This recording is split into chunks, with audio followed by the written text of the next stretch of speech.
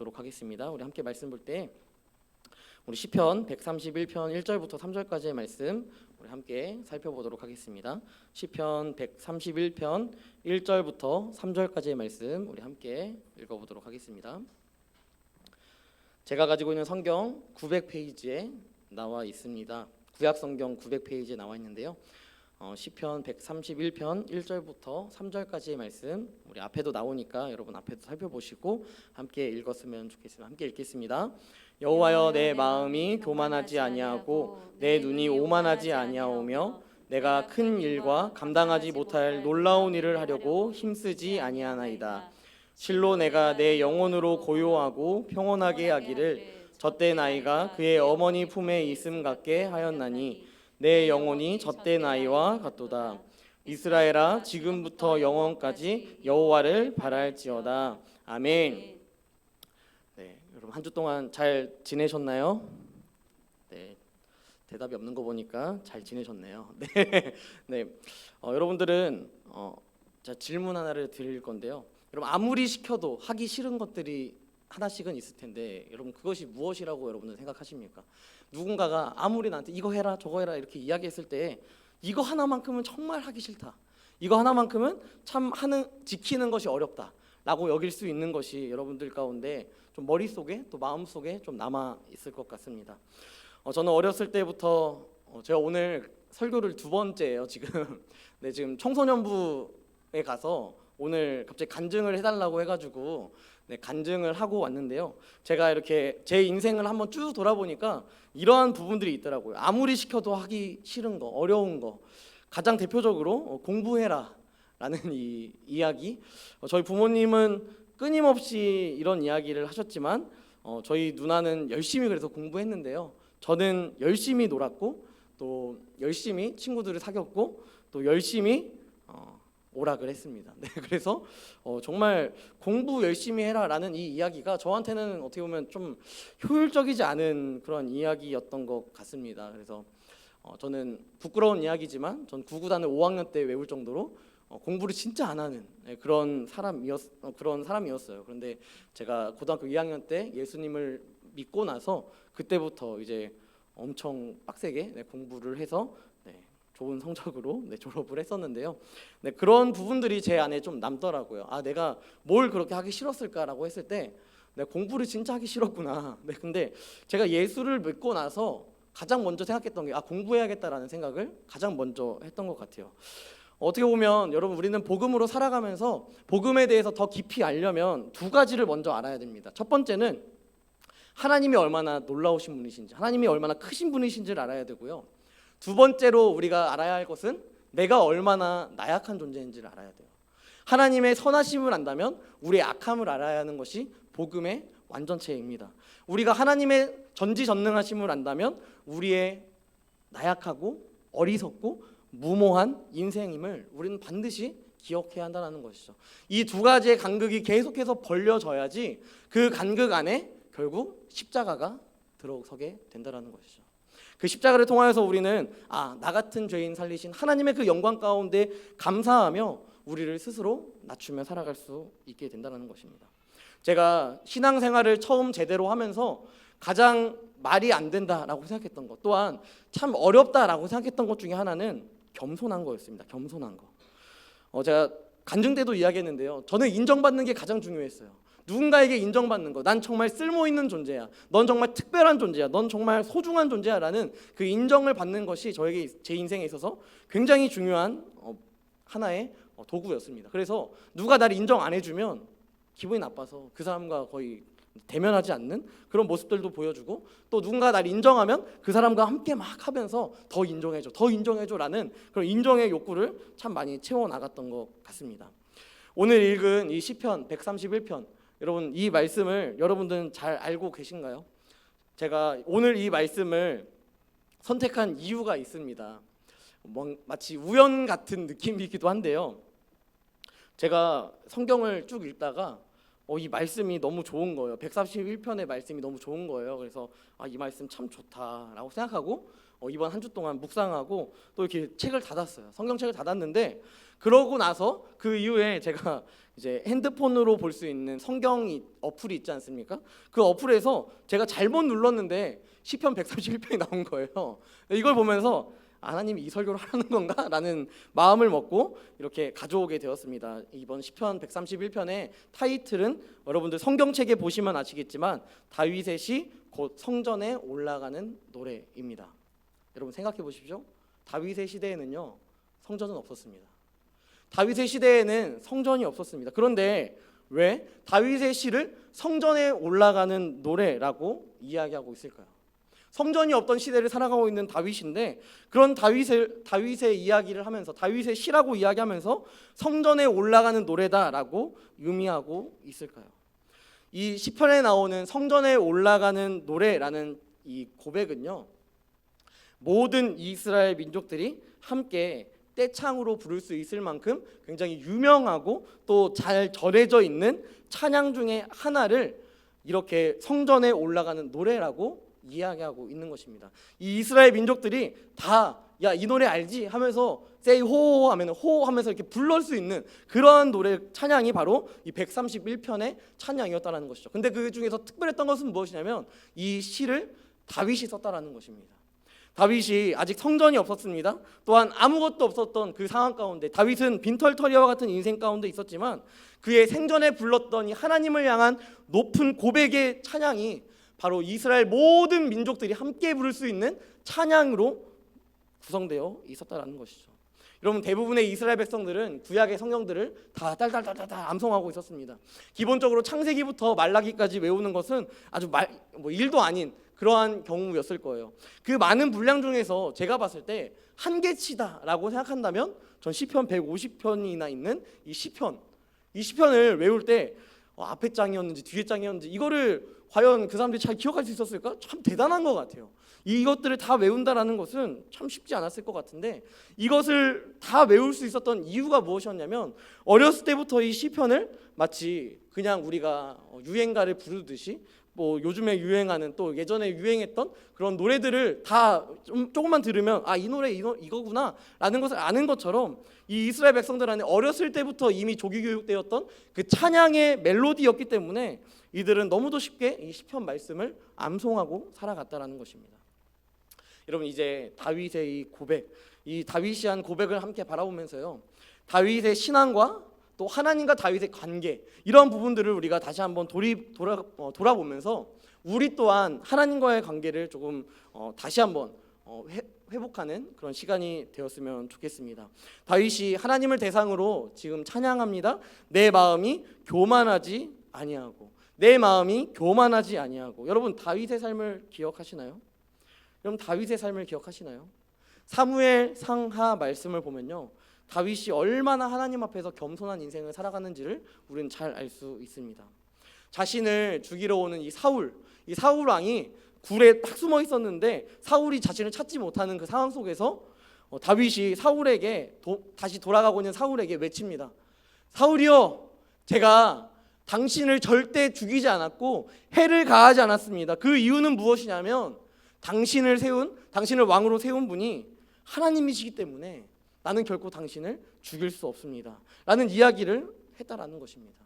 여러분 그것뿐입니까? 다윗이 이 왕이 되었을 때 철저하게 하나님 앞에 묻는 거예요. 뭔가 전쟁이 일어났을 때 여러분 군사력이 있으면 힘이 있으면 또 전쟁을 얼마나 많이 했겠습니까? 그 노하우가 있다면 본인이 그냥 이 정도는 이렇게 해서 이렇게 전투하면 되겠지? 그렇게 하면 이기겠지? 라고 자신의 쫄병들과 함께 그렇게 이야기할 것 같습니다. 그런데 이 다윗이 항상 질문했고 물었던 존재가 무엇이었냐면 바로 하나님이었다라는 것을 우리는 알 수 있다라는 것입니다.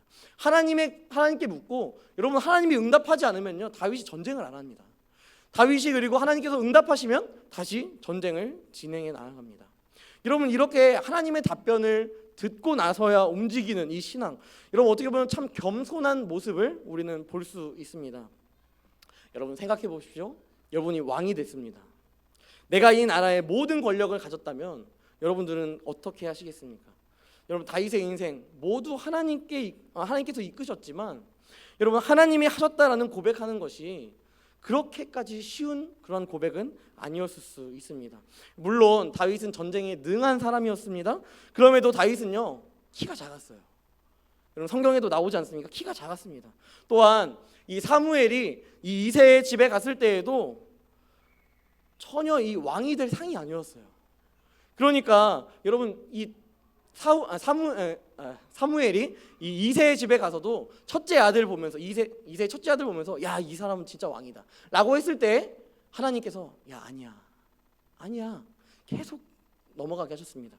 8번째 이 다윗이 들판에서 양을 치고 있는 이 어떻게 보면 이새에게도 무시를 당하고 있는 이 상황 가운데 놓여졌던 다윗, 여러분 어떻게 보면 왕이 될 상은 절대 아니었던 이 다윗 왕 아니었겠습니까? 여러분 사람은요 표면적으로 자랑할 것이 없으면 드러나는 것이 있는데요 말로 때워요. 말로 때웁니다. 여러분 이게 어떤 느낌이냐면요 제가 한 영상을 보고 굉장히 기분이 나빴던 적이 있어요. 어떤 영상이냐면 키가 작으면 자존심이 세다 라는 그런 영상이었는데요 제가 그걸 보면서 나의 모습이다 라는 생각을 되게 많이 했습니다. 키가 작다? 난데? 라고 생각했는데 그 뒤에 이제 자존심이 세다? 그것도 난데? 라고 생각해 보니까 키가 작으면 자존심이 세다 라는 게 어떻게 보면 저한테 너무도 잘 적용이 되었다라는 것이죠. 여러분 다윗도 어떻게 보면 표면적으로 봤을 때 이스라엘의 왕으로서 쓸 수 있을 만큼의 그 정도의 피지컬이라든지 그런 능력을 갖춘 사람은 아니었다라는 것을 성경은 계속해서 우리에게 이야기하고 있습니다. 여러분 그러니까 말로 때우고 싶지 않았겠습니까? 내가 이렇게 노력했는데요. 내가 이렇게 사울을 피해서 잘 돌아다녔는데요. 그리고 하나님께서 세우신 사울 절대 제가 죽이지 않았는데요. 그래서 결국은 내가 이렇게 왕이 됐네요. 여러분 이렇게 자랑하고 싶지 않았겠습니까? 여러분 다윗의 인생 가운데 얼마나 고생했고 얼마나 힘들었는데 게다가 이스라엘 민족 가운데 결코 있을 수 없는 이방 땅에 가서도 살았어야 했던 그러한 연약하고 힘든 상황 가운데 놓여져 있던 이 다윗의 인생 가운데 여러분 이런 말로 자신을 대단한 사람이라고 표면적으로 내세우고 싶은 그런 욕구와 열망이 없었겠냐라는 것입니다. 하나님이 하셨습니다가 아니라 내가 잘했죠. 내가 잘 통치했죠. 제가 잘 피해 다녔죠. 제가 잘했죠 라고 이야기하면서 자기 자신을 굉장히 대단한 사람이라고 이야기하며 이스라엘의 12지파가 이 다윗의 카리스마, 이 말 한마디 한마디를 보고 이 사람 진짜 왕이구나 라고 생각하게끔 여기게끔 여러분 그렇게 만들 수 있지 않았겠습니까? 저라면 그랬을 것 같아요. 저라면 그 입술을 통하여서 내가 어떠한 사람인지를 막 드러내면서 그러니까 저를 따르십시오 라고 여러분들에게 막 위로를 주고 또 이렇게 저를 잘 따라올 수 있도록 힘을 북돋아주고 이럴 것 같습니다. 자신이 얼마나 이 나라를 통치할 수 있는 능력을 가졌는지를 말로 표현하면서 살아갈 수 있었을 것 같습니다. 그럼에도 다윗의 삶의 고백, 여러분 131편에 나오는 고백은 무엇입니까? 내가 하나님 앞에서 결코 교만하지 않겠다. 이 말이 무슨 말이냐면요 하나님 앞에서 결코 앞서지 않겠다라는 것을 이야기한다는 것입니다. 이어서 이야기하죠. 내 눈이 오만하지 않겠다. 내 눈이 오만하지 않겠다. 내가 왕이 됐으니까 이제 좀 고급 음식 먹고 지금까지 뭐 고생하면서 이 얼마나 뭐 고생하면서 먹지도 못하고 뭐 자지도 못하고 이러면서 얼마나 죽음의 그 위협 가운데 살았겠습니까? 그런데 이제는 좀 왕실에서 스테이크 좀 썰고 여러분 그리고 예약해서야만 먹을 수 있는 뭐 그런 100만 원짜리 음식 막 이런 것들 먹으면서 얼마나 하호하면서 여러분 그렇게 살고 싶지 않았겠습니까? 또한 왕이 됐으니까요 좋은 옷 입고 싶지 않았겠습니까? 여러분 요셉을 삶을 보면요 다른 형들은 다 막 찢어지고 안 좋은 옷 입고 있는데 여러분 요셉은 채색 옷 입지 않습니까? 여러분 이런 옷처럼 이 다윗의 삶 가운데 자신이 왕이 됐으니까 좀 좋은 옷 입고 내가 좀 좋은 사람인 것처럼 좋은 말 타고 여러분 이렇게 살아가고 싶지 않았겠냐라는 것입니다. 그리고 또한 자신이 왕이 됐으니까 이제는 그 보상 심리를 가지고 지금 내가 고생했던 거, 몇 년 동안 내가 이스라엘 땅 돌아다니면서 피해 다녔던 거, 또한 이방 땅에서 수고했던 거, 그거 보상받기 위하여서 자신의 곳간을 채우기 위해서 얼마나 노력하지 않았겠습니까? 여러분 그런데 다윗이요, 그럼 이것에 관심을 갖지 않는다라는 것입니다. 좋은 옷 입는 것, 맛있는 거 먹는 거, 좋고 비싼 거를 먹는 거, 뭐 거기 가서 스테이크 썰면서 뭐 팁 주고 이러면서 막 자기를 대단한 사람인 것처럼 여기는, 여러분 이러한 모습들을 다윗이 쫓고 있거나 그것에 따르고 있지 않다라는 것을 오늘 말씀을 통하여서 알 수 있다라는 것입니다. 마지막으로 이렇게 이야기하죠. 내가 큰 일과 감당하지 못할 놀라운 일을 하려고 힘쓰지 않겠습니다. 여러분이 왕이라고 생각해 보세요. 그러면 여러분들이 이제 내가 어떤 왕, 예를 들어서 민수기가 왕이었어요. 제가 왕이었으면 제 이름을 딱 떠올리면은 생각할 수 있는 어떤 업적을 남기기 위해서 얼마나 노력하겠습니까? 그것이 어떻게 보면 성전 아니었겠습니까? 다윗은 성전을 짓고 싶었어요. 그런데 하나님께서 막으셨잖아요. 여러분 이런 것처럼 여러분 이순신 하면 뭐 떠오르세요? 여러분 이순신 뭐 떠오르세요? 아무것도 안 떠오르네. 거북선 막 이런 거 떠오르잖아요. 세종 하면은 이제 한글 떠오르고 이게 딱 연상이 돼서 딱 기억이 남는 것처럼 여러분 다윗왕 하면은 뭔가 떠오르는 게 있어야 되는데 여러분 다윗왕 뭐 떠오르세요? 다윗이 누구죠? 여러분 지금 이 표정이 다윗은 누구죠? 저 이런 표정인데 여러분 다윗 하면 주로 떠오르는 게 골리앗 아닙니까? 골리앗? 다윗과 골리앗, 이 세상에서도 표현하는 다윗과 골리앗.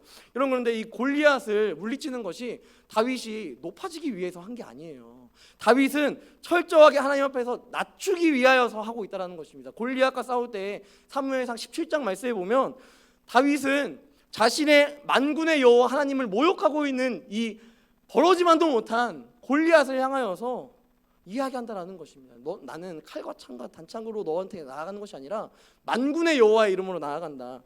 이런 다윗이 골리앗이라는 그것을 물리치면서 좋은 사람으로, 대단한 사람으로 업적을 남기기 위해서 나갔다면 다윗은 결국 그것을 승리할 수 없는 존재였다라는 것입니다. 결국 여러분 다윗이 고백하는 것은 본인이 이야기하는 내가 큰 일과 감당하지 못할 놀라운 일을 하려고 힘쓰지 않겠다라는 것은 결국 나는 그러한 일을 감당할 수 있는 존재가 아니라는 것을 이야기하는 것이고, 또한 내가 결코 하나님보다 높고 또한 하나님보다 더 어떠한 것을 남길 수 있는 그러한 존재가 아니다라는 것을 이 다윗이 계속해서 고백하며 나아가고 있다라는 것입니다.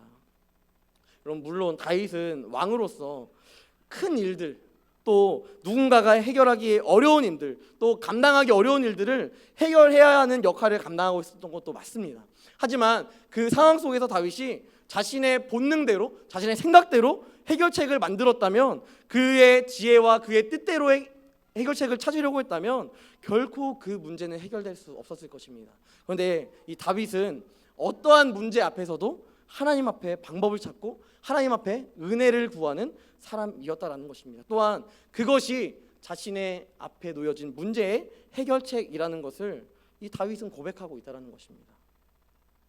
여러분 이 사실이 다윗을 대단하게만 만드는 것이 아니라요, 우리의 삶에서도 이러한 삶이 비춰져야 한다라는 것입니다. 우리는 얼마나 하나님의 자리를 빼앗으려고 힘을 쏟고 있습니까? 얼마나 하나님의 자리에 내가 앉기 위하여서 헌신하고 또 노력하고 있습니까? 오히려 하나님이 내 자리에 서기 위하여서, 하나님이 내 중심 가운데 서기 위하여서 헌신하고 노력하는 것이 아니라 내가 서기 위하여서 얼마나 노력하고 있냐라는 것이죠. 다윗은 자신이 왕이 될 상이 아니었다라는 것을 본인도 알고 있었습니다. 그렇기 때문에 이 다윗은요, 내가 백성들에게 어떠한 존중을 받고 존경을 받을 만한 어떠한 존재로 만들어지기를, 메이킹 되기를 원하는 것이 아니라 하나님 앞에서 겸손을 갖기를 원했다라는 것입니다. 여러분 만약 이 문을 나서시고 로또를 딱 하셨는데 여러분 1등이 됐어요. 생각만 해도 막 기쁘지 않습니까, 여러분? 별로 돈에 관심이 없으세요? 네, 1등 당첨되면 여러분 뭐부터 하시겠습니까? 그럼 뭐부터 하실 것 같아요? 로또 1등이 딱 당첨됐어요. 성령님 뭐부터 하실 것 같아요? 삼성전자의 주식을 사신다고 합니다. 저 같으면요, 제가 1등 당첨됐다면 제일 먼저 할 것은 아마 집을 이사가지 않을까. 네, 집을 정말 좋은 집에 이사가고 또 차를 바꾸기도 하고, 또 뿐만 아니라 제가 이제 몇 주 안 있으면 새벽 예배도 해야 되지 않습니까? 새벽 예배 때 기사도 두고, 여러분 이렇게 얼마나 편하게 새벽 예배 나올 수 있겠어요. 이렇게 뒷자리에서 이렇게 누워서 자다가 도착했나 이러면서 이렇게 딱 내리기도 하고, 여러분 이런 마음을 얼마나 갖겠습니까? 여러분 그러면 편하겠죠. 여러분 편하겠죠. 얼마나 좋겠습니까? 하지만 여러분 이 모습이 우리가 꿈꿔야 할 인생이 아니라, 우리는 무조건 이 현실을 살아가야 하는 우리의 인생 가운데 우리는 이 현실 안에서 우리가 할 수 있는 것들을 꼭 찾아야 한다라는 것입니다.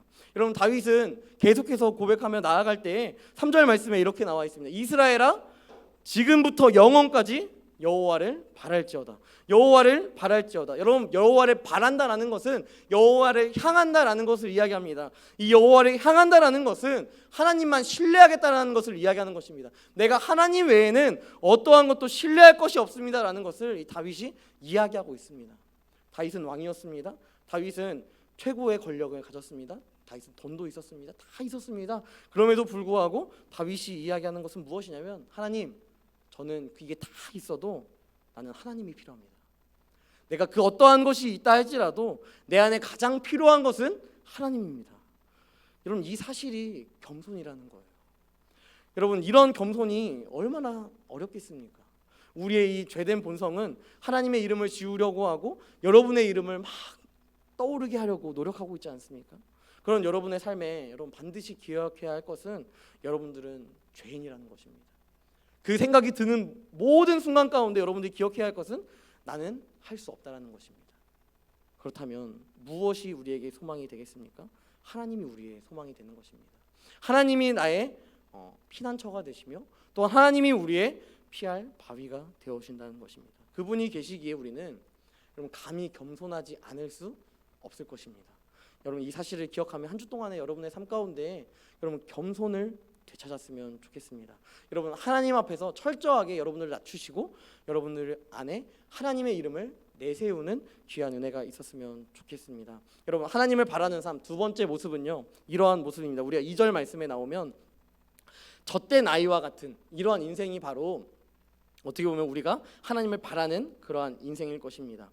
젖된 아이의 인생은 무엇입니까? 어머니의 품에 있습니다. 하지만 이제 기어다니기도 하고요, 자신의 힘으로 어떠한 것을 하고 움직일 수 있는 그 정도의 수준이 된 것입니다. 여러분, 지금 생각해 보면 또한 우리가 수요 예배 화요일 날 교회에 제가 나와 보면요, 우리 교회에 아주 대단한 개선 장군이 계세요. 그 개선 장군 두 분이 계시는데요, 이 두 분은 바로 장하다 고아엘, 네, 이 두 분이 계십니다. 여러분 누군지 모르시죠? 우리 교회 3살 된 아기들입니다. 이 두 아기가요, 이 천하은 집사님, 우리 김세영 성도님, 이 두 분 모두 이제 청년부에서 열심히 헌신하다가 결혼을 하셔가지고 지금 자녀를 낳으셨는데요. 여러분, 이 분들이 장년부에 올라가서도 굉장히 열심히 하면서 우리 화요일 날 교회에 오면 찐빵 클럽을 지금 이제 이번 주가 마지막인데요, 그렇게 하다 보니까 정신이 하나도 없어요. 네, 일단 정신이 하나도 없습니다. 근데 이 아기들의 특징을 보니까 이게 우리가 품어야 할 하나님을 향한 우리의 마음이구나라는 것을 제가 조금 느끼게 된다라는 거예요. 여러분, 장하다 고아의 이 친구들은요, 특징이 있습니다. 젖도 다 뗐어요.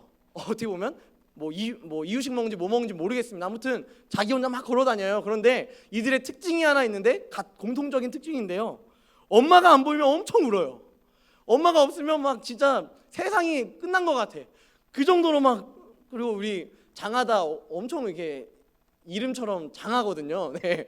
근데 그 어떻게 보면 좀 덩치도 좀 그 나이 때보다 큰 것 같아요. 근데 그 아이가 막 눈물을 흘리면서 막 이렇게 울어요. 이렇게. 여러분, 이렇게 우는 모습을 보면서 와, 엄마가 저렇게 대단한 거구나, 엄마의 그 힘이 그렇게 대단한 거구나라는 생각을 제가 하게 된다라는 것입니다. 이 아이들의 나이대를 보면서 다윗이 고백하는 이 고백이 어떠한 고백인지를 제가 조금은 이해할 수 있겠더라고요. 여러분, 이 모습이 바로 이 젖된 아이의 모습과 같은 것인데요, 다윗이 표현하는 내 영혼이 젖된 아이가 그의 어머니 품에 있음 같게 하였다라는 것은 내가 하나님의 품에 거하는 것이 가장 좋다라는 것을 이야기한다라는 것입니다.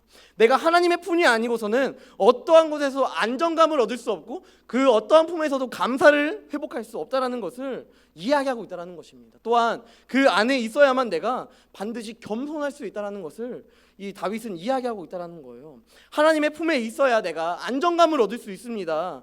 여러분, 방금 이야기했던 것처럼 젖된 아이들과 같은 이 장하다 고아엘 이 친구들이요, 엄마 아빠 막 찾고 막 울고 막 이러고 있으면서 여러분, 그 아이들에게 있어서 엄마 아빠 말고는 더 귀한 가치가 없어요. 그들의 인생 가운데 엄마 아빠의 품이 아니고서는 어떠한 것도 그들에게 귀중한 것이 없다라는 것입니다.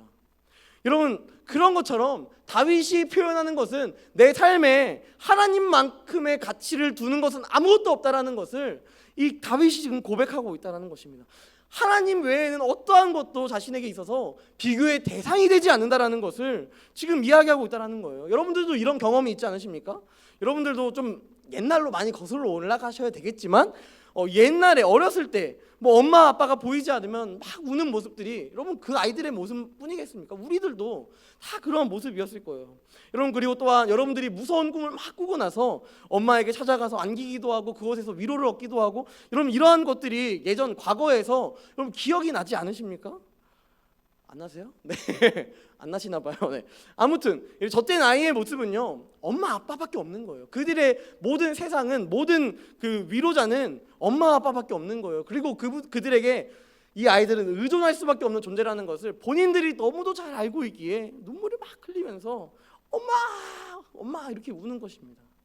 여러분 이런 모습처럼요 그리스도인은 하나님의 품이 아니고서는 하나님이 아니고서는 어떠한 것으로도 대체할 수 없다. 또한 하나님이 아니고서는 우리가 평온할 수 없다라는 것을 우리는 고백해야 하고 이 고백이 다윗의 고백이기에 우리의 삶에서도 당연하게 마땅히 나타나야 할 모습이다라는 것입니다. 여러분 평온하십니까? 여러분 평안하십니까? 여러분 평안이 여러분 가운데 정말 있으십니까? 이 시대는요 여러분에게 평안을 주려고 하지 않습니다. 여러분들을 계속해서 불안하게 만들고 여러분들을 계속해서 증명하라고 이야기하고 여러분들을 계속해서 벼랑 끝으로 내모는 것이 바로 이 세상입니다. 이런 시대를 살아가면서 어떻게 늘 평안할 수 있겠습니까? 이런 시대 가운데 어떻게 평안할 수 있겠습니까? 제가 알기로 우리 교회 안에서 제일 지금 평안하지 못한 사람은 제가 손가락에 꼽을 수 있는 사람 중에 제 시선으로 봤을 때 가장 평안하지 못할 것 같은 사람은 제가 볼 때는 찬서일 것 같아요. 얼마 안 있으면 이제 군 입대를 해야 되는 2월 마지막 주에 이제 입대를 하는데요. 2주 정도 남았어요. 그러다 보니까 얼마나 또 2월 28일에 딱 군대를 가야 되는데 얼마나 이렇게 불안하고 또 어느 자제에 배치당할까 뭐 이런 부분들이 얼마나 또 염려가 되고 여러분 이러겠습니까?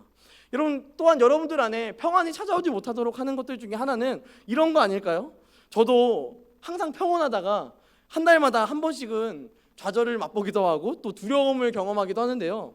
그게 무엇이냐면 은행에서 오는 이자 얼마입니다 이런 거 이렇게 오잖아요. 와 그러면은 그때부터 진짜 소위 말해 마음이 막 답답해져요. 막 이렇게 많이 나왔다고? 라는 생각이 막 드는 거예요. 여러분 이런 불안감과 평안하지 못한 삶이 저한테만 해당되나요?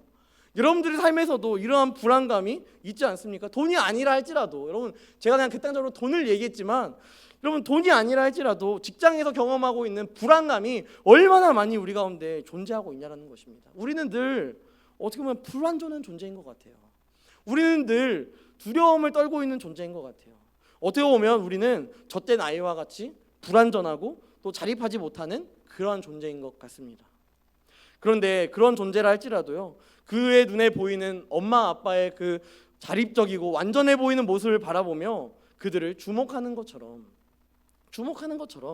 하지만 물론 하나님께서 그 부모를 바라봤을 때도 그들은 불완전한 존재이고 미완성된 존재이지만 여러분 그 아이들이 바라보는 시점에서 엄마 아빠만큼의 위로자가 없고 평안이 없는 것처럼 여러분 우리는 분명하게 이 불안을 던져주는 시대 가운데 또한 두려움을 겪게 하는 시대 가운데 또한 최근에 이제 지진으로 인하여서 얼마나 이 고통을 받고 있는 다른 나라들이 있지 않습니까? 이런 것들을 보면서 여러분 이런 것들이 그 나라에만 소속된다, 그 나라만 있을 거야, 우리나라는 절대 없을 거야 라고 말할 수 있는 그런 부분이 아니다라는 것입니다.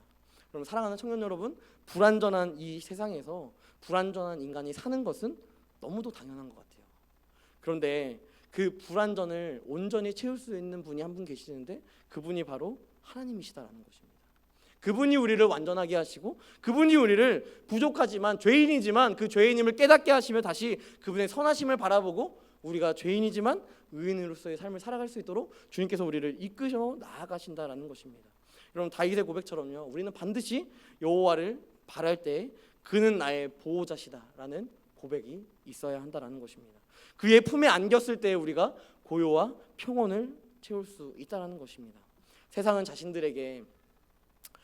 세상은요 여러분들에게 이거 있으면 채워줄 수 있어, 이거 있으면 다 될 수 있어라고 항상 이야기하지만요. 여러분 그것들을 채울수록 여러분 안에 더 경험되는 것은 더 비워져 있다는 것을 우리는 너무도 잘 알고 있습니다. 여러분들에게 건면하기는 하나님의 품에 거하십시오. 하나님을 의지하십시오. 기도의 제목이 있으십니까? 말 못할 문제가 있으십니까? 하나님과 해결하십시오. 하나님께 맡기십시오. 하나님께서 위로하실 것입니다. 하나님께서 여러분의 어깨를 두드리시고 여러분들을 끝까지 책임져 주실 것입니다. 또한 그 고통에 함께 울어주실 것이고 하나님께서 함께 기뻐하실 것입니다. 그럼 이 사실을 통해서요, 여러분의 젖된 아이와 같은 이 인생을 우리의 삶의 참 부모이신 하나님께 맡겨드리는, 또한 하나님을 신뢰하는, 하나님을 사랑하는 더운 사람께 모든 청년들이 되기를 주님으로 간절히 축복합니다. 말씀을 마무리하겠습니다. 다윗은 자신만 하나님을 신뢰하며 바라는 것이 아니라 하나님의 약속의 자녀인 모든 이스라엘 백성들이 이 삶을 살아가기를 권면하고 있습니다. 하나님을 신뢰해라. 오늘날 우리에게도 동일한 권면으로 다가와야 할 것입니다. 여러분, 하나님을 신뢰하십니까? 하나님 앞에서 더 낮아지십시오. 하나님 앞에서 더 낮추십시오. 그것이 어떠한 자리가 아니라요, 낮은 마음을 가지십시오. 나는 철저한 죄인이다. 나는 젖된 아이와 같다. 이 사실을 반드시 기억하십시오. 그럴 때, 그때 하나님의 은혜가 우리 가운데 보이기 시작할 것입니다. 그 가운데 살아갈 때 그 십자가가 우리의 삶에서 더 커지게 될 것입니다. 이 사실이 여러분들의 고백이 되기를 간절히 소망합니다. 그래서 지금만 이 고백으로 사는 것이 아니라 여러분들의 모든 인생 가운데 영원부터 영원까지, 또한 3절에 나오는 이스라엘아 지금부터 영원까지 여호와를 신뢰하고 여호와를 바라보는 귀한 은혜가 있기를 주님의 이름으로 간절히 축복합니다. 이 시간 함께 찬양하며 나아갈 텐데요.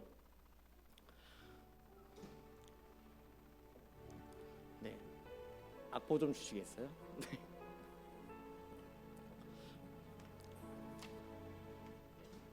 네, 이 시간에 함께 찬양할 텐데 우리 나의 영혼이 함께 찬양하며 우리가 정말 하나님께 우리 소망을 두고 우리 생명을 맡겨드리는 귀한 은혜가 있었으면 좋겠습니다. 함께 찬양하겠습니다.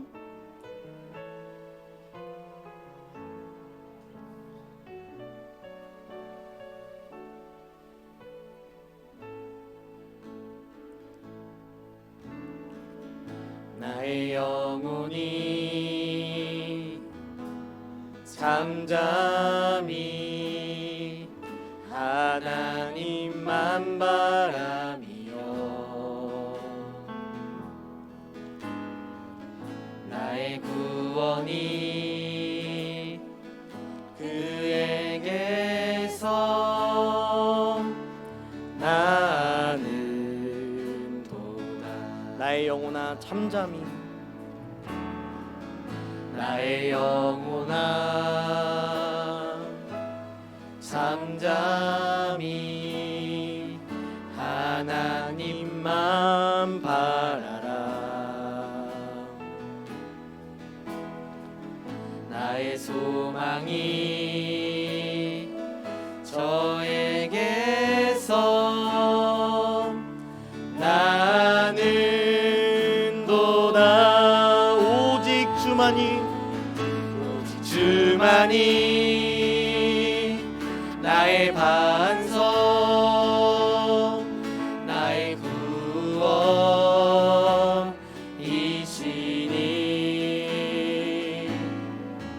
오직 주만이 나의 산성, 내가 요동치 아니하리. 오직 주만이 나의 반석, 오직 주만이 나의 반석, 나의 구원이시니.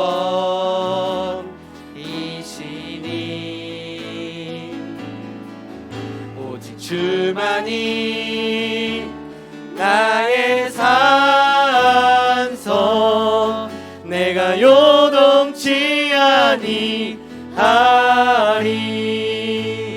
이 시간 함께 기도하며 나아갔으면 좋겠습니다. 함께 기도할 때 다윗은 고백합니다. 이스라엘아 지금부터 영원까지 여호와를 바랄지어다. 지금부터 영원까지 여호와를 바랄지어다.